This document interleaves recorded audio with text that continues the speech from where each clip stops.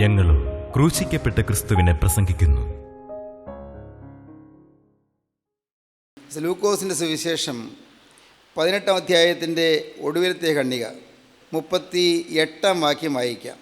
അപ്പോൾ അവൻ, യേശുവേ ദാവീദ് പുത്ര, എന്നോട് കരുണ തോന്നണമേ എന്ന് നിലവിളിച്ചു. അപ്പോൾ അവൻ, യേശുവേ ദാവീദ് പുത്ര, എന്നോട് കരുണ തോന്നണമേ എന്ന് നിലവിളിച്ചു. നമ്മുടെ ഓരോരുത്തരുടെയും ഹൃദയത്തിൽ നിന്ന് ഇപ്പോൾ ഈ ഒരു വിളി ഉയരണം.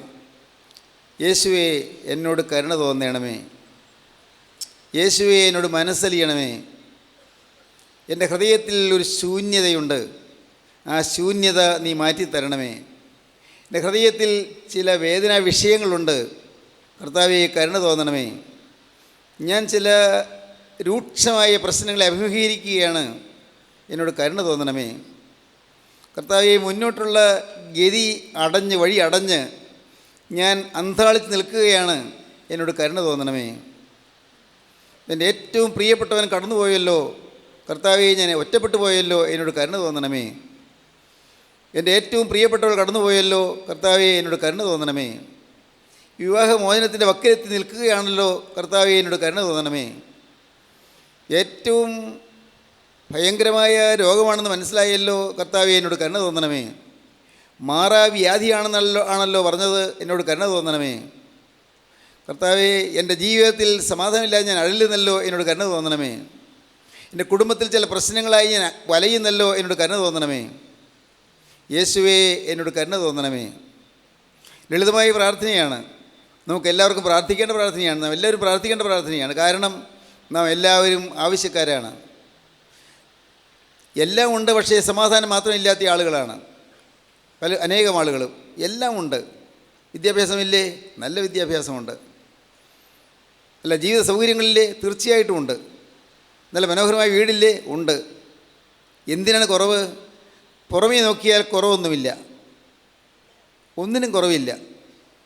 പലരും കടത്തിൽ മുങ്ങി വലയുമ്പോൾ ഇല്ല, ആ മനുഷ്യനെ കടത്തിൽ വലയേണ്ട ആവശ്യം വന്നിട്ടില്ല, ഒരു പ്രയാസം, പൈസയ്ക്ക് പ്രയാസമില്ല. പലർക്കും രോഗമുള്ളപ്പോൾ ആ മനുഷ്യൻ രോഗമില്ല, ആ പ്രശ്നമില്ല. എന്നാൽ വീട്ടിൽ ഭാര്യയുണ്ട്, അല്ല ഭർത്താവുണ്ട്, പറയത്തക്ക പ്രശ്നങ്ങളൊന്നുമില്ല. പിന്നെ എന്താണ് പ്രശ്നം? സമാധാനം മാത്രമില്ല. ഉള്ളിൽ സമാധാനമില്ല, ഉള്ളിൽ സ്വസ്ഥതയില്ല, ഉള്ളിൽ ശാന്തിയില്ല. അകം ഉരുകുകയാണ്, ഹൃദയം അങ്ങ് പുകയുകയാണ്. പുകയുന്ന ഹൃദയം, അന്തസ്സംഘർഷം കൊണ്ട് മുറ്റിയ അന്തരീക്ഷം, അകത്ത് സംഘർഷം, ഇന്നർ കോൺഫ്ലിക്റ്റ്, അകത്ത് സംഘർഷം. പലരും അങ്ങനെയാണ്. ഒരു ദിവസം പ്രഭാതത്തിൽ പത്രം വന്നു. അദ്ദേഹം പത്രം ഇടർത്തി. അതിൽ ചരമവാർത്തകളാണ് വായിച്ചത്. ചരമവാർത്തകൾ വായിച്ചപ്പോഴുണ്ട് വലിയ അക്ഷരത്തിൽ ഫോട്ടോയുണ്ട്. അത് എഴുതിയിരിക്കുന്നു, the merchant of death expired. എന്താണ്? മരണത്തിൻ്റെ വ്യാപാരി മരിച്ചു. മരണത്തിൻ്റെ വ്യാപാരി മരിച്ചു, അതാണ് അതിൻ്റെ അടിക്കുറിപ്പ്. The merchant of death expired. മരണത്തിൻ്റെ വ്യാപാരി മരിച്ചു. എഴുതിയിരിക്കുന്നു, എഴുതിയിരിക്കുക, ആൽഫ്രഡ് നോബൽ. നോബൽ മരിച്ചുപോയി എന്ന്. വായിച്ച ആളാരാണ്? നോബൽ തന്നെയാണ്. ഇഷ്ടം. അപ്പം ഞാൻ മരിച്ചു എന്നാണ് എഴുതിയിരിക്കുന്നത്. ആൽഫ്രഡ് നോബൽ അമ്പരന്ന് പോയി. എന്ത് കഷ്ടമാണ്, ഞാൻ മരിച്ചു എന്ന് എഴുതിയിരിക്കുന്നതാണ്. പക്ഷേ അതിനേക്കാൾ കഷ്ടം, അദ്ദേഹം ആ മരിച്ചു ആൽഫ്രഡ് നോബൽ എന്ന പേരിൻ്റെ മുകളിൽ എഴുതിയിരിക്കുന്നത് ദ മെർച്ചൻ്റ് ഓഫ് ഡെത്ത്, മരണത്തിൻ്റെ വ്യാപാരി എന്നാണ്. അദ്ദേഹം ഓർത്തു. അപ്പോൾ പത്രക്കാർക്ക് തെറ്റിയിട്ടതാണ്, ആരെങ്കിലും ചിലപ്പോൾ കുസൃതി ഒപ്പിച്ചതായിരിക്കാം, അതല്ലെങ്കിൽ തെറ്റിദ്ധാരണയോട് വന്നതായിരിക്കാം. ഏതായാലും ഞാൻ മരിച്ചില്ലല്ലോ, പക്ഷേ ഞാൻ മരിച്ചാൽ ലോകം കാണുന്നത് എങ്ങനെയാണെന്ന് അദ്ദേഹം ചിന്തിച്ചു. ലോകം കാണുന്നത് മരണത്തിൻ്റെ വ്യാപാരിയായിട്ടാണ്. കാരണം ഒരു വലിയ കെമിക്കൽ സയൻറ്റിസ്റ്റായിരുന്നു അദ്ദേഹം, വലിയ രസതന്ത്രജ്ഞനായിരുന്നു അദ്ദേഹം, ഒരു നല്ല കെമിസ്റ്റായിരുന്നു അദ്ദേഹം. യുദ്ധത്തിന് വേണ്ടിയ സ്ഫോടക വസ്തുക്കൾ കണ്ടുപിടിച്ച ആളാണ് ആൽഫ്രഡ് നോബൽ. അദ്ദേഹം കണ്ടുപിടിച്ച സ്ഫോടക വസ്തുക്കൾ കൊണ്ട് 10,000-ങ്ങളെ കൂട്ടക്കൊല ചെയ്യാൻ പറ്റും. ഒരൊറ്റ നിമിഷം കൊണ്ടെല്ലാം തകർത്ത് കളയാൻ പറ്റും. അങ്ങനെയുള്ള സ്ഫോടക വസ്തുക്കൾ കണ്ടുപിടിച്ചയാളാണ്. അതുകൊണ്ടാണ് അദ്ദേഹം ഈ സ്ഫോടക വസ്തു കണ്ടുപിടിച്ച് ഒട്ടേറെ സമ്പാദിച്ചു, രൂപ ഒട്ടേറെ ഉണ്ടായി, പണമുണ്ടായി. ദ മെർച്ചൻ്റ് ഓഫ് ഡെത്ത്, മരണത്തിൻ്റെ വ്യാപാരി എന്ന അദ്ദേഹത്തെക്കുറിച്ച് പറയാനിടയായത്. അദ്ദേഹം മരിച്ചു കഴിയുമ്പോൾ പിൽക്കാലത്ത് ലോകം കാണാൻ പോകുന്നു, ലോകം അറിയാൻ പോകുന്നു മരണത്തിൻ്റെ വ്യാപാരി എന്നാണ്. മരണം വിതച്ച് പൈസ കൊയ്തെടുത്തു, പൈസ ഉണ്ടാക്കി. പ്രിയപ്പെട്ടവരെ, ആൽഫ്രഡ് നോബൽ ചിന്തിച്ചു, കഷ്ടം, ഞാൻ എൻ്റെ ജീവിതം പാഴാക്കി പോയല്ലോ. ഞാൻ എല്ലാം പഠിപ്പിച്ചു, എൻ്റെ ശിഷ്യന്മാർ അനേകരുണ്ട്, ഞാൻ പര്യവേഷണങ്ങളൊക്കെ നടത്തി, ഞാൻ സ്ഫോടക വസ്തുക്കൾ കണ്ടുപിടിച്ചു, യുദ്ധത്തിന് വളരെ ഉതകുന്നതാണ് അതെല്ലാം. മനുഷ്യരാശി യുദ്ധത്തിൻ്റെ മുഖത്താണല്ലോ, അതുകൊണ്ട് യുദ്ധത്തിന് ഉതകുന്ന സ്ഫോടക വസ്തുക്കളാണല്ലോ.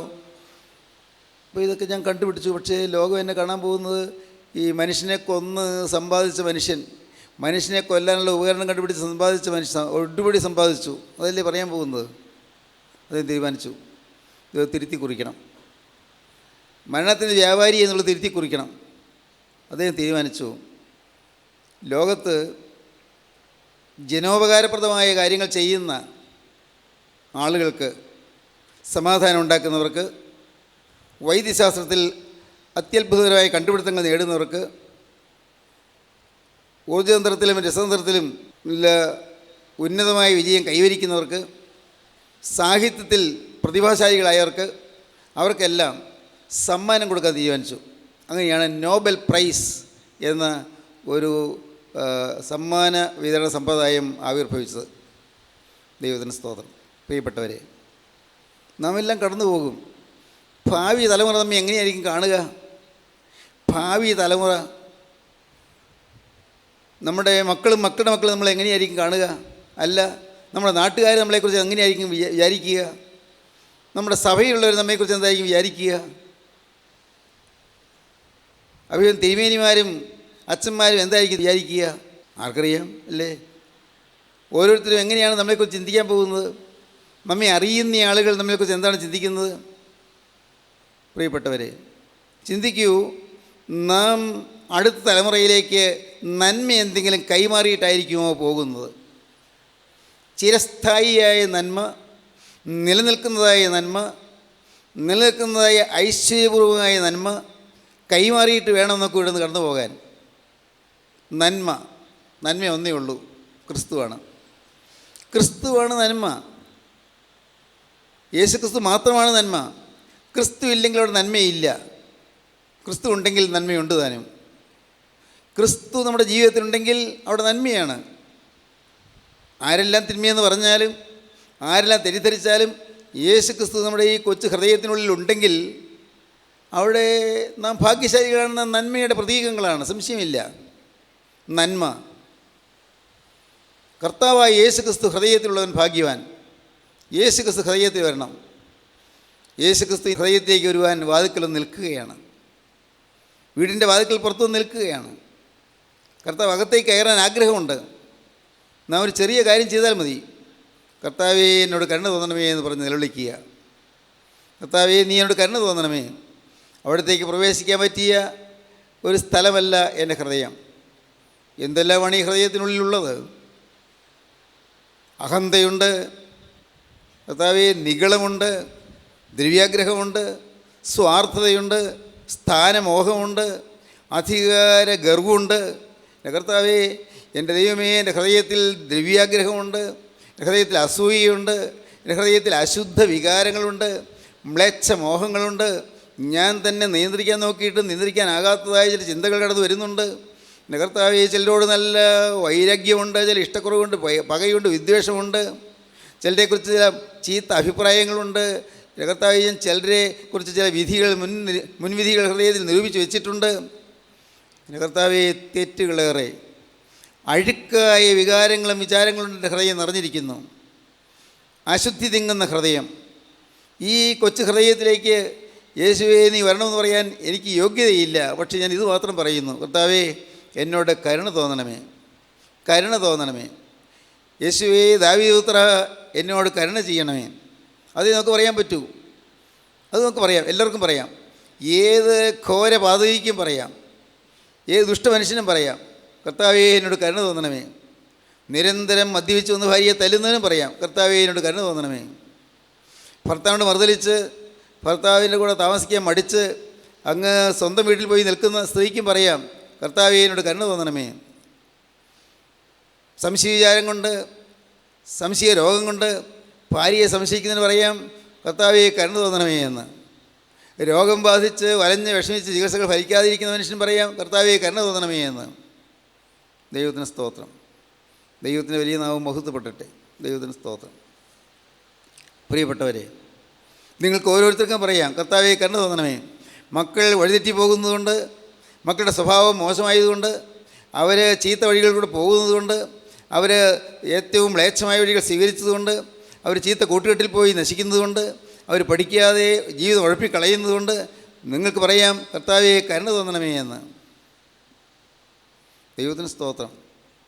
എന്നും വീട്ടിൽ കലഹവും വഴക്കും ബഹളവുമായിരിക്കുന്ന ഭവനങ്ങളിലുള്ളവർക്ക് പറയാം, കർത്താവേ കരുണ തോന്നണമേ എന്ന്. ദൈവത്തിന് സ്തോത്രം. ചിലർ പറയുന്നത് കേട്ടില്ലേ, ഞങ്ങൾ ഒരു കട്ടിലാണ് കിടക്കുന്നത്, പക്ഷേ 500 അടി അകലത്തിലാണ് കിടക്കുന്നതെന്ന്. അതെങ്ങനെയാണ്? മിണ്ടില്ല, പരസ്പരം മിണ്ടാട്ടമില്ല. ഭാര്യയല്ലേ, ആണ്, ഭർത്താവല്ലേ, തീർച്ചയായിട്ടുമാണ്. പക്ഷേ പരസ്പരം മിണ്ടാട്ടമില്ല. ചില ഇഷ്ടക്കേടുകൾ, ചില മുഷ്ടിലുകൾ, ചില പരിഭവങ്ങൾ, ചെറിയ വാശികൾ അല്ലേ. അതുകൊണ്ട് കുടുംബാന്തരീക്ഷം കലങ്ങുന്നു, കിടപ്പുമുറി വളരെ ദുഃഖപൂരിതമായി മാറുന്നു. അവിടെ സംഘർഷാത്മകമായ ഒരു അന്തരീക്ഷം നിലനിൽക്കുന്നു. ഇതല്ലേ പല കുടുംബങ്ങളിലും. പറയാം, കർത്താവേ കരുണ തോന്നണമേ. എന്തെന്തെല്ലാം വിഷയങ്ങളാണ് നിങ്ങളെ അലട്ടുന്നത്, അതെല്ലാം നിങ്ങൾക്ക് പറയാം, കർത്താവേ കരുണ തോന്നണമേ. ഒരു ദിവസം ഏതാണ്ട് സന്ധ്യയോടടുത്തു. അപ്പോൾ പെട്ടെന്നാണ് മഴക്കാർ പൊങ്ങിയത്. ഒട്ടും പ്രതീക്ഷിച്ചില്ല മഴ പെയ്യുമെന്ന്. മഴ ഇരച്ചു വരുന്നു, മഴ ചാരി തുടങ്ങി. അദ്ദേഹം അടുത്ത് കണ്ട വീട്ടിലേക്ക് ഓടിക്കയറി. അവിടെ ചെന്ന് വാതിൽക്കൽ മുട്ടിയൊന്നുമില്ല, അവിടെ വരാന്തയിൽ നിന്നു. ഒരു സ്ത്രീ വീടിൻ്റെ ജനൽ തുറന്നു നോക്കി, നിങ്ങൾ ആരാന്ന് ചോദിച്ചു. അല്ല, ഞാൻ ഈ മഴ വന്നുകൊണ്ട് ഓടി ഒന്ന് കയറി, മഴ മാറിയിട്ട് പോകാൻ വിചാരിച്ച് നിൽക്കുന്നേ ഉള്ളൂ. ആ സ്ത്രീ ഗവനിച്ചില്ല. അവിടെ എങ്ങാനും സീറ്റുണ്ടായിരുന്നോ, ആ സ്ത്രീ ഗവനിച്ചില്ല. അവിടെ ഒരു 3/4 മണിക്കൂർ കഴിഞ്ഞിട്ടേ മഴ മാറിയുള്ളൂ. അപ്പോഴാണ് ഒരു കാറ് വന്ന്, മഴ മാറിയപ്പോഴേക്കും കാറ് വന്ന് ഗേറ്റിൽ നിന്നു. ഡ്രൈവർ കുടയുമായിട്ട് വന്നു. അപ്പോഴേക്കും മഴ തീർത്തും മാറി, ഈ കുട ആവശ്യമില്ല. ഡ്രൈവർ ഇദ്ദേഹത്തോട് പറഞ്ഞു, ഞാൻ അറിഞ്ഞില്ല, മഴ പെയ്യുമെന്ന് വിചാരിച്ചില്ല, അതുകൊണ്ടാണ് കാറ് കൊണ്ടുവരാഞ്ഞത്. സാരമില്ല, അത് പറഞ്ഞുകൊണ്ട് അദ്ദേഹം വേഗം നടന്നു കാറിലേക്ക്. ഉടനെ ആ സ്ത്രീ ഇറങ്ങി വന്ന് ഈ ഡ്രൈവറോട് ചോദിച്ചു, ആരാ അത്? അയ്യോ, അറിയില്ലേ, ഡോക്ടർ അഡോൾഫ് ലോറൻസ്. അയ്യോ, അദ്ദേഹമായിരുന്നോ? ഞാൻ 3 മാസമായി എൻ്റെ കുഞ്ഞിനെ കാണിക്കാൻ അദ്ദേഹത്തെ കാണാൻ വേണ്ടി ബുക്ക് ചെയ്തിരിക്കുന്നു. 3 മാസമായി. എൻ്റെ കുഞ്ഞിന് ഒരു മാരകമായ രോഗമുണ്ട്. ഇദ്ദേഹത്തെ ഇവിടെ യൂറോപ്പിൽ നിന്ന് അമേരിക്കയിലേക്ക് വരുത്തിയത് എൻ്റെ കുഞ്ഞിൻ്റെ മാത്രമല്ല, ഇതുപോലെ വളരെ അത്യാസന്നമായ ചില രോഗികൾക്ക് ഒരു ചികിത്സ നിശ്ചയിക്കുന്നതിന് ഏറ്റവും വിദഗ്ധനായ ഡോക്ടർ ആയതുകൊണ്ട് ആസ്പത്രി അധികൃതർ അവിടെ നിന്ന് വരുത്തിയതാണ്. യ്യോ, ഞാൻ അറിഞ്ഞില്ലല്ലോ അദ്ദേഹമാണ് ഇവിടെ വന്നിരുന്നതെന്ന്. യ്യോ, ഞാൻ സീറ്റ് കൊടുത്തില്ലല്ലോ. എനിക്ക് എന്തോ ഒരു സമയമാണ് കിട്ടിയത്. ഇഷ്ടംപോലെ സംസാരിക്കാൻ സമയം കിട്ടിയായിരുന്നല്ലോ. അയ്യോ, കഷ്ടമായി പോയല്ലോ, അറിഞ്ഞില്ലല്ലോ. അദ്ദേഹം കാർ ഓടിച്ച് പോയി. ഈ സ്ത്രീ വളരെ ദുഃഖിതയായി തീർന്നു. അറിഞ്ഞില്ലല്ലോ, ആരാണ് വന്ന് നമ്മുടെ വീട്ടുപടിക്കൽ നിന്നതെന്ന് അറിഞ്ഞില്ലല്ലോ, ആരാണ് വന്ന് നമ്മുടെ ഹൃദയവാതിക്കൽ നിന്നും ചേർന്ന് നിന്ന് മുട്ടുന്നതെന്ന് അറിഞ്ഞില്ലല്ലോ. അറിഞ്ഞിരുന്നെങ്കിൽ തുറന്നു കൊടുക്കാമായിരുന്നു. അറിഞ്ഞില്ല. ഷ്യോ, കഷ്ടം, അറിഞ്ഞില്ലല്ലോ. പ്രിയപ്പെട്ടവരെ, നിങ്ങളുടെ ജീവിതത്തിൻ്റെ പ്രശ്നങ്ങൾക്ക് പരിഹാരം തരുന്നവനാണ് നിങ്ങളുടെ ഓരോരുത്തരുടെയും അരികത്തുകൂടെ നടക്കുന്നത്. നിങ്ങൾ അറിഞ്ഞിരുന്നെങ്കിൽ നിങ്ങൾ വിളിച്ചു പറഞ്ഞ കർത്താവേ കരുണ തോന്നണമേ, യേശുവേ ദാവീദ് പുത്രാ കരുണ തോന്നണമേ. നിങ്ങളുടെ പ്രശ്നത്തിന് പരിഹാരം തരാൻ ഈ യേശുവിന് മാത്രമേ കഴിയുകയുള്ളൂ. ലോകത്ത് വേറൊരു ശക്തിക്കും കഴിയുകയില്ല, പണത്തിന് കഴിയുകയില്ല, വിദ്യാഭ്യാസത്തിന് കഴിയുകയില്ല, താടി മോടി പ്രതാപങ്ങൾ കഴിയുകയില്ല, ആഡംബര പ്രൗഢികൾക്ക് കഴിയുകയില്ല, ഭൗതിക പ്രതാപങ്ങൾക്ക് കഴിയുകയില്ല, സ്ഥാനമാനങ്ങൾക്ക് കഴിയുകയില്ല. പ്രിയപ്പെട്ടവരെ, യേശുക്രിസ്തുവിന് മാത്രമേ നിങ്ങളുടെ പ്രശ്നത്തിന് പരിഹാരം തരാൻ കഴിയുകയുള്ളൂ.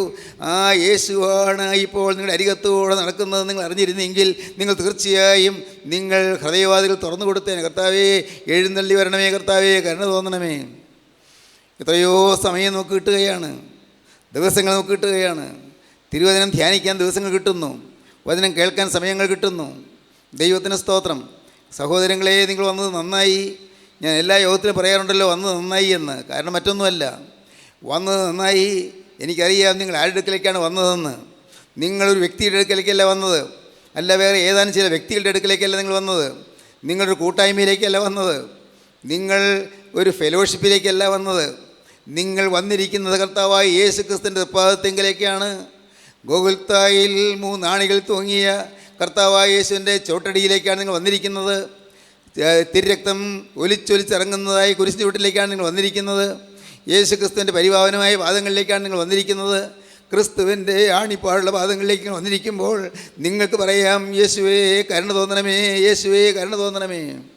നിങ്ങൾക്ക് പറയാം, പ്രതിസന്ധികളെല്ലാം യേശുവിനോട് തുറന്നു പറയാം, ഭാരവിഷയങ്ങളെല്ലാം അവനോട് പറയാം, ആകുലങ്ങളെല്ലാം പറയാം, രോഗങ്ങൾ പറയാം, ഹൃദയത്തിലെ വേദനാ വിഷയങ്ങളെല്ലാം പറയാം, എല്ലാം പറയാം. എല്ലാം കേൾക്കാൻ തയ്യാറായി അവൻ വന്നിരിക്കുകയാണ്. സമയം ധാരാളമുണ്ട്. ദൈവത്തിന് സ്തോത്രം. പ്രിയപ്പെട്ടവരെ, ഈ കാലാവസ്ഥ മാറും, ഈ കാലം മാറും. ഇപ്പോൾ മഴ പെയ്യുന്ന സമയമാണ്, അതുകൊണ്ട് വന്ന് ഡോക്ടറോടെ കയറി നിന്നതേ ഉള്ളൂ. മഴ മാറിയാൽ ഡോക്ടർ പോയി കഴിയും. ദൈവത്തിന് സ്തോത്രം. ഇപ്പോൾ നല്ല സമയമാണ്, ഡോക്ടർ വന്നിരിക്കുന്ന സമയമാണ്, വൈദ്യന് വന്നിരിക്കുന്ന സമയമാണ്, ചികിത്സിക്കാൻ കഴിവുള്ളവൻ വന്നിരിക്കുന്ന സമയമാണ്. ഗിലെയാദിൽ വൈദ്യന് വന്നിരിക്കുകയാണ്, ഗിലെയാദിൽ സ്വന്തതയിലുമായിട്ട് വന്നിരിക്കുകയാണ്. ആർക്കാണ് ആവശ്യം? ഹല്ലേലൂയ! ആർക്കാണ് ആവശ്യം? വരൂ പ്രിയപ്പെട്ടവരെ, വരൂ, ഓടി അണയൂ, വന്ന് വിളിക്കൂ, യേശുവേ ദാവീദ് പുത്ര, എന്നോട് കരുണ തോന്നണമേ. ദൈവത്തിന് സ്തോത്രം. എൻ്റെ ഹൃദയത്തിലേക്ക് ശാന്തിയും സമാധാനവും ഊറി വരുവാൻ തക്കവണ്ണം നീ കനിഞ്ഞെന്നോട് മനസ്സിലിഞ്ഞ് പ്രവർത്തിക്കണമേ, നീ എന്നോട് മനസ്സിലിയണമേ. നിങ്ങൾക്ക് പ്രാർത്ഥിക്കാം, കർത്താവേ നിൻ്റെ സ്നേഹത്തിൻ്റെ അരുവി എൻ്റെ ഹൃദയത്തിലേക്ക് ഒഴുകി വരണമേ എന്ന് പ്രാർത്ഥിക്കാം. സ്നേഹത്തിൻ്റെ അരുവി, ഹല്ലേലൂയ, ഗോകുൽത്തായിൽ തുറന്ന സ്നേഹത്തിൻ്റെ ഉറവയാകുന്ന അനുഗ്രഹീതമായ അരുവി ഇപ്പോൾ ഒഴുകി നിങ്ങളുടെ ഹൃദയത്തിലേക്ക് വരികയാണ്. ആ അരുവി നിങ്ങളുടെ ഹൃദയത്തിലേക്ക് വരുമ്പോൾ നിങ്ങളുടെ ചൂട് പിടിച്ച ഹൃദയം തണുക്കും. നിങ്ങളുടെ ഊഷരമായ ഹൃദയത്തിലേക്ക് തണുപ്പും കുളിർമയും പകരും. നിങ്ങളുടെ ഹൃദയം പഴുത്തിരിക്കുകയാണ്, അവിടെ തണുപ്പുണ്ടാകും, കുളിർമയുണ്ടാകും. ഇന്നനേകം യാതനകളിൽപ്പെട്ട് ചുട്ടുപഴുത്തിരിക്കുന്ന അവസ്ഥയിൽ നിങ്ങളുടെ ഹൃദയത്തിലേക്ക് ഈ അരുവി വന്ന് ഒഴുകി വീഴുമ്പോൾ ഈ കുളിർജലം നിങ്ങളുടെ ഹൃദയത്തിൽ, കുളിർജലം അത് നിങ്ങളുടെ ഹൃദയത്തിൽ തണുപ്പേകും. നിങ്ങൾ ആനന്ദ തൊന്തിലരായിത്തീരും, നിങ്ങൾ സന്തോഷഭരിതരായിത്തീരും, നിങ്ങൾ സമാധാന സമ്പൂർണ്ണരായിത്തീരും, നിങ്ങളുടെ ഭാവി ഭാവസരമായിത്തീരും, നിങ്ങളുടെ ജീവിതം പ്രകാശപൂരിതമായിത്തീരും. ഹല്ലേലൂയ! ദൈവത്തിന് സ്തോത്രം. പ്രകാശത്തിലേക്ക് യേശു നിങ്ങൾ വിളിക്കുന്നു. ദൈവത്തിന് സ്തോത്രം. പാടാം. കാലമെല്ലാം കഴിയും, ഇന്നു കാൺമതെല്ലാം അഴിയും. കാലമെല്ലാം കഴിയും, ഇന്നു കാൺമതെല്ലാം അഴിയും. പിന്നെ പുതുയുഗം വിരിയും, തിരികെ വരാതെ നാം നിത്യതയിൽ മറയും. പിന്നെ പുതുയുഗം വിരിയും, തിരികെ വരാതെ നാം നിത്യതയിൽ മറയും. ദൈവത്തിന് സ്തോത്രം. അക്ബർ ചക്രവർത്തിയുടെ സദസ്സിൽ ബീർബൽ എന്ന് പറയുന്ന ഒരു നല്ല ബുദ്ധിമാനായ ഒരു മനുഷ്യനുണ്ടായിരുന്നു. ചക്രവർത്തി പറഞ്ഞു, ഒരു ദിവസം നമ്മുടെ നാട്ടിൽ എല്ലാവരും ബുദ്ധിമാന്മാരാണ്, നമ്മുടെ നാട്ടിലുള്ള നല്ല ബുദ്ധിശാലികളാണ്. ബീർബൽ പറഞ്ഞു, അല്ല തിരുമേനി, അല്ല, മണ്ടന്മാരുണ്ട് നമ്മുടെ നാട്ടിൽ, മണ്ടന്മാരുണ്ട്. നോ, അല്ല, നമ്മുടെ നാട്ടിൽ എല്ലാവരും ബുദ്ധിമാന്മാരാണ്. ആട്ടെ, നീ അങ്ങനെ പറഞ്ഞ് ശരിയാണെങ്കിൽ നീ ഒരു മണ്ടനെ വിളിച്ചുകൊണ്ട് വരൂ, അവൻ ഭൂലോക മണ്ടനായിരിക്കണം, കൊണ്ടുവരൂ. ബീർബൽ പുറപ്പെട്ടു. നോക്കി നടന്നു. ഒരു മണ്ടനെ കണ്ടു കിട്ടണ്ടേ? ആരോട് സംസാരിച്ചാലും അവൻ്റെ കാര്യം നോക്കാൻ വിടുകനാ, അവൻ്റെ കാര്യം നോക്കാൻ. ഒരു മണ്ടനെ, ഒരു വിഡ്ഢിയായ മനുഷ്യനെ കിട്ടുന്നില്ല. നേരം രാത്രിയായി, അന്വേഷിച്ച് നടക്കുക. ഏതാണ്ട് ഒരു പാതിരിയോടടുത്തു. അന്നേരം കൊണ്ട് ഒരു മനുഷ്യനെ കണ്ടെത്തി. അയാളൊരു സ്ട്രീറ്റ് ലൈറ്റിൻ്റെ ചുവടെ എന്തോ നോക്കിക്കൊണ്ടിരിക്കുക, എന്തോ അന്വേഷിച്ചുകൊണ്ടിരിക്കുക. കുറച്ച് നേരം അങ്ങോട്ട് നടക്കും ഇങ്ങോട്ട് നടക്കും, ഇങ്ങനെ ചുറ്റി നടക്കും, ഇങ്ങനെ ആ സ്ട്രീറ്റ് ലൈറ്റിൻ്റെ ചുവടെ ആ വെളിച്ചമുള്ളടുത്ത് ഇങ്ങനെ എന്തൊക്കെ നോക്കിക്കൊണ്ട് നടക്കുക. ഉടനെ ബീർബൽ ചെന്ന് ചോദിച്ചു, സ്നേഹിത നിങ്ങൾ എന്താണ് നോക്കുന്നത്? അയ്യോ എൻ്റെ ഒരു വിലപ്പെട്ട സാധനം നഷ്ടപ്പെട്ടു. എൻ്റെ ഒരു മോതിരമാണ്, മോതിരം, അത് രത്ന മോതിരമാണ്, അത് നഷ്ടപ്പെട്ടു, അത് കണ്ടുപിടിക്കാൻ നോക്കുകയാണ്. ആട്ടെ, അത് ഞാനും കൂടി നോക്കാം. കുറേ നേരം ഈ ബീർബലും കൂടി നോക്കി, കാണുന്നില്ല, രത്നമോതിരം കാണുന്നില്ല. കുറേ നേരം നോക്കി, കാണുന്നില്ല. ആട്ടെ, ഇത് ഇവിടെ തന്നെയാണ് നഷ്ടപ്പെട്ടതെന്ന് അറിയാമോ? അല്ല, ഇവിടെയല്ല നഷ്ടപ്പെട്ടത്, പിന്നെ എവിടെയാണ്? അത് കുറച്ച് ദൂരെ, അവിടെയാണ്, അപ്പുറത്താണ്. ഇല്ല, ഒരു ഫർലാങ് ദൂരെ. അതിന് അവിടെ നോക്കുകയല്ലേ വേണ്ട, ഇവിടെ അല്ല, അവിടെ വെളിച്ചമില്ല, ഇവിടെ വെളിച്ചമുണ്ട്, അതുകൊണ്ട് ഇവിടെയാണ് നോക്കുന്നത്. അവിടെ വെളിച്ചമില്ല, ഇവിടെ വെളിച്ചമുണ്ട്, അതുകൊണ്ട് ഇവിടെയാണ് നോക്കുന്നത്. എന്തൊരു വിട്ടിത്തമാണ്!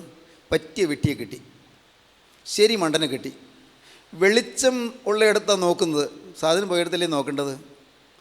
രാജാവിൻ്റെ അടുക്കൽ കൊണ്ടുപോയി കാണിച്ചു, രാജാവിന് സന്തോഷമായി. കൊണ്ട് എൻ്റെ നാട്ടിൽ ബുദ്ധിമാന്മാർ, എല്ലാ ബുദ്ധിമാന്മാരല്ല, ചില മണ്ടന്മാരും ഉണ്ട്.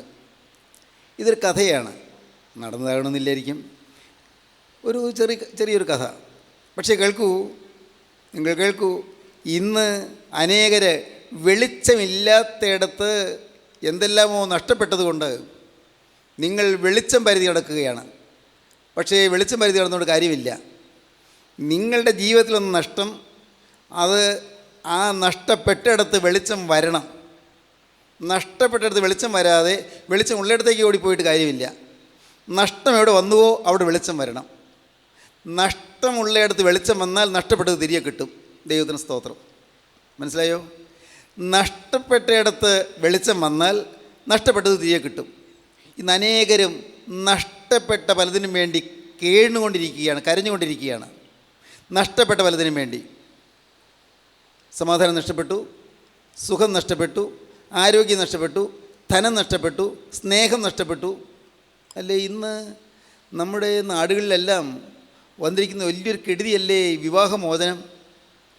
പണ്ടൊക്കെ അന്ന് വിദേശ രാജ്യങ്ങളിലൊക്കെ ആയിരുന്നു കേട്ടിട്ടുണ്ട്. ഇന്നിപ്പോഴും ഇവിടെ നമ്മുടെ നാട്ടിലുമായി വിവാഹമോചനം എന്നൊക്കെ പറഞ്ഞാൽ പണ്ട് നമ്മുടെ നാട്ടിൽ എന്തൊരു മോശമായ കാര്യമാണ്. ഭാര്യ ഭർത്താവിനെ വിട്ട് മാറിപ്പോകുന്നു, അല്ലെങ്കിൽ ഭർത്താവ് ഭാര്യയെ ഉപേക്ഷിക്കുന്നു എന്നൊക്കെ പറഞ്ഞാൽ എന്തൊരു താഴ്ന്ന നിലവാരമായിരുന്നു പണ്ടത്.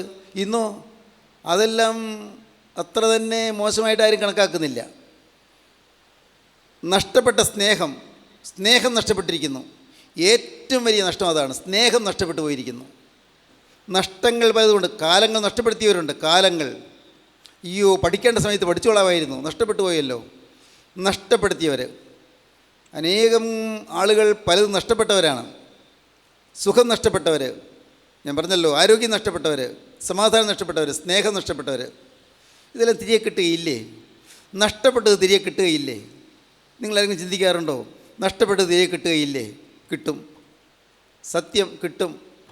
നഷ്ടപ്പെട്ടത് തിരികെ കിട്ടും, ഉറപ്പ്. ആര് തരും? ക്രിസ്തു തരും. യേശു ക്രിസ്തു നിങ്ങൾക്ക് നഷ്ടപ്പെട്ട സൗഭാഗ്യങ്ങൾ മടക്കിത്തരും, നഷ്ടപ്പെട്ട കാലങ്ങൾ മടക്കിത്തരും. മദ്യവെച്ച് പൈസ മുഴുവൻ നശിപ്പിച്ചെങ്കിലും ഇനിയും നിനക്കൊരു നല്ല കാലം വരും. നിൻ്റെ മദ്യപാനം മാറും, നിൻ്റെ കുടുംബം സമാധാനമായി തീരും, നീ നിൻ്റെ ഭാര്യ ഒരുമിച്ച് സന്തോഷമായി കഴിയും. ഇന്ന് കരഞ്ഞ് കണ്ണീരൊഴുക്കി വലയുന്ന നിൻ്റെ ഭാര്യ ആനന്ദത്തോടെ നീ ഒപ്പം ഇരുന്ന് സ്തുതിക്കാൻ തുടങ്ങും, ദൈവത്തെ മഹത്വപ്പെടുത്താൻ തുടങ്ങും. ഇന്ന് കൂലിത്തലിന് പോയ നിൻ്റെ സ്നേഹിതന്മാർ നിന്നെ വിട്ടുപോകും, നീയോ ആത്മീയ കൂട്ടായ്മയിലേക്ക് വരുന്ന ദൈവത്തെ സ്തുതിക്കും. ദൈവത്തിന് സ്തോത്രം. ഇന്ന് കാലുവെട്ടാനും കൈവെട്ടാനും എല്ലാമായി നീ വിധ്വംസക പ്രവർത്തനത്തിന് വേണ്ടി പോയ നിൻ്റെ കാലുകൾ, അതെല്ലാം നിൻ്റെ ജീവിതത്തിൽ നിന്ന് മാറിയിട്ട് നീ ഒരു പുതിയ മനുഷ്യനായിത്തീരും. ഇതെല്ലാം നടക്കും. നിൻ്റെ കുടുംബം സ്വസ്ഥതകളായിത്തീരും. നഷ്ടപ്പെട്ട സൗഭാഗ്യങ്ങൾ മടക്കി കിട്ടും. ഒന്നേ ഒന്ന് വേണം, യേശുവേ ദാവീദുപുത്ര എന്നോട് കരുണ തോന്നണമേ. ഹല്ലേലൂയ, ദൈവത്തിന് സ്തോത്രം. പ്രാർത്ഥിക്കുമോ നിങ്ങൾ? യേശുവേ ദാവീദുപുത്ര എന്നോട് കരുണ തോന്നണമേ. പ്രാർത്ഥിക്കണം. യേശുവേ ദാവീദുപുത്ര എന്നോട് കരുണ തോന്നണമേ. ഹൃദയം നുറുങ്ങിയവർക്ക് നീ സമീപസ്ഥനാണെന്ന് ഞാൻ വിശ്വസിക്കുന്നു. എൻ്റെ കർത്താവേ, ഞാൻ ഉള്ളു തുറന്ന് നിന്നോട് പറയുകയാണ്, എനിക്ക് ഇന്നിന്ന പ്രശ്നങ്ങളുണ്ട്, ഇന്നിന്ന ആവശ്യങ്ങളുണ്ട്. എൻ്റെ സ്വഭാവം ഇത്രയും കാലം മോശമായിരുന്നു. എനിക്കൊരു നല്ല സ്വഭാവമുള്ളവനായി തീരാൻ ആഗ്രഹമുണ്ട്. എനിക്ക് സ്നേഹമായി തീരാൻ ആഗ്രഹമുണ്ട്. എനിക്ക് വിശ്വാസിയായി തീരാൻ ആഗ്രഹമുണ്ട്. അറിഞ്ഞും അറിയാതെയും തെറ്റുകളൊക്കെ വന്നുപോയി. അതൊന്ന് എണ്ണി പറയാൻ തുടങ്ങിയാൽ തീരില്ല കർത്താവേ. അത്രമാത്രം തെറ്റുകൾ സംഭവിച്ചു പോയി. കർത്താവേ, നീ എന്നോട് മനസ്സറിയണം. എൻ്റെ പാവങ്ങളെല്ലാം നീ ക്ഷമിച്ചു തരണം. അതിനുവേണ്ടിയാണല്ലോ നീ കുരിശിൽ മരിച്ചത്. എൻ്റെ പാവം കഴുകാനാണല്ലോ നീ തിരുരക്തം ചിന്തിയത്. എൻ്റെ പാവജീവിതം കഴുകി വെടിപ്പാക്കാനാണല്ലോ തിരുരക്തം നീ ചിന്തിയത്. ഞാൻ വിശ്വസിക്കുന്നു കർത്താവേ. യേശുക്രിസ്തുവിൻ്റെ രക്തം സകല പാവവും പൊക്കിന് ശുദ്ധീകരിക്കുന്നു ഞാൻ വിശ്വസിക്കുന്നു. ഇപ്പോൾ കർത്താവേ, നീ എൻ്റെ അരികിലേക്ക് വന്ന് നിൻ്റെ ആ ആണിപ്പാടുള്ള കരം എൻ്റെ തലമേൽ ഒന്ന് വയ്ക്കണം. കർത്താവേ, എന്നെ നീ ഒന്ന് കഴുകണം. എന്നെ നിൻ്റെ മകനാക്കി തീർക്കണം. കർത്താവേ, സ്വർഗീയ പൗരത്വം എനിക്ക് തരണം. അതിനായി എൻ്റെ പേര് ജീവൻ്റെ പുസ്തകത്തിൽ എഴുതി ചേർക്കണം. ഇന്നു മുതൽ കർത്താവേ, ഞാൻ നിൻ്റെ മകനായി ജീവിച്ചു കൊള്ളാം. ഇത്രയും നിങ്ങൾക്ക് പറയാൻ പറ്റുമോ? നിങ്ങൾക്ക് ഇത്രയും നിങ്ങളുടെ ഹൃദയത്തിൽ നിന്ന് വരാൻ പറ്റുമോ? പ്രിയപ്പെട്ടവരെ, ആരും മാറി നിൽക്കേണ്ട, ആരും നിരാശരാകേണ്ട. എനിക്ക് രക്ഷപ്പെടാൻ പറ്റുമോ എന്ന് സംശയിക്കേണ്ട, എനിക്ക് നല്ല കാലം കിട്ടുമോ എന്ന് പേടിക്കേണ്ട. ഉണ്ട് മോനെ, നിനക്ക് നല്ല ഭാവി കാലം, ശുഭകാലം നിന്നെ പ്രതീക്ഷിച്ച് നിൽക്കുന്നുണ്ട്. നിന്നെ പ്രതീക്ഷിച്ച് ശുഭകാലം നിൽക്കുകയാണ്. നിന്നെ പ്രതീക്ഷിച്ച് ഭാവി കാലം നിൽക്കുകയാണ്. അനുഗ്രഹീതമായ ഭാവി, ശോഭനമായ ഭാവി നിനക്ക് വേണ്ടി കാത്തു നിൽക്കുകയാണ്. നിന്നെ അനുഗ്രഹിക്കാൻ വേണ്ടി കർത്താവ് എല്ലാം ഒരുക്കിയിരിക്കുകയാണ്. നിൻ്റെ അരികത്തേക്ക് കർത്താവ് വരികയാണ്. യേശുക്രിസ്തുവിൻ്റെ കൃപ നിന്നെ തേടി വരികയാണ്. അത് നീ വീട്ടിൽ ചെന്നതിന് ശേഷം ഇങ്ങനെ പ്രാർത്ഥിക്കാം. അല്ല, ഇപ്പോൾ ഇരിക്കുന്നിടത്ത് ഇരുന്നു കൊണ്ട് നിനക്ക് പ്രാർത്ഥിക്കാം. യേശുവേ, ദാവീദുപുത്രായ എന്നോട് കരുണ തോന്നണമേ.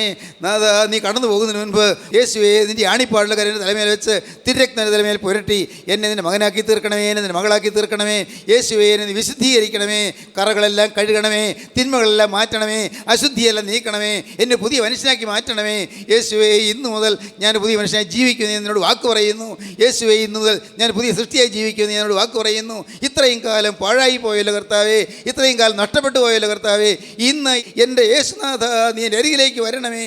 എന്നെ നീ ഒന്ന് തൊടണമേ കർത്താവേ. എന്നെ സൃഷ്ടിച്ച കരവെന്നെ തൊടണമേ. എന്നെ മെനഞ്ഞുണ്ടാക്കിയ കരവെന്നെ തൊടണമേ. എന്നെ ഈ ഭൂമിയിലേക്ക് കൊണ്ടുവന്ന കരവെന്നെ തൊടണമേ. ഇത്രയും കാലം എന്നെ പരീക്ഷിച്ച കരവെന്നെ തൊടണമേ. ഇത്രയും കാലം എന്നെ കാത്ത് പരിപാലിച്ച് എൻ്റെ മരണത്തെ മാറ്റി തന്ന് എന്നെ ഇത്രയും കാലം ആയുസ് തന്ന ആ സ്വർഗീയ കരവെന്നെ തൊടണമേ. ഇപ്പോൾ എന്നെ തൊടണമേ. ഇപ്പോൾ തന്നെ എന്നെ തൊടണമേ. ഇപ്പോൾ തന്നെ എൻ്റെ മേലുള്ള നിൻ്റെ അത്ഭുത കൃപ വ്യാപരിക്കണമേ. എന്നെ നിൻ്റെ കൃപയിൽ പൊതിയണമേ. അത്ഭുത ശക്തി എൻ്റെ മേൽ ഇറങ്ങണമേ. സ്വർഗീയ കൃപാവരൻ്റെ മേൽ ഇറങ്ങണമേ. പരിശുദ്ധാത്മാവിൻ്റെ അത്ഭുത കൃപ എൻ്റെ മേൽ പകരണമേ. അത്ഭുത ശക്തിയാൽ നീ എന്നെ നിറയ്ക്കണമേ. പരിശുദ്ധാത്മ നല്ലവരെ എനിക്ക് തരണമേ.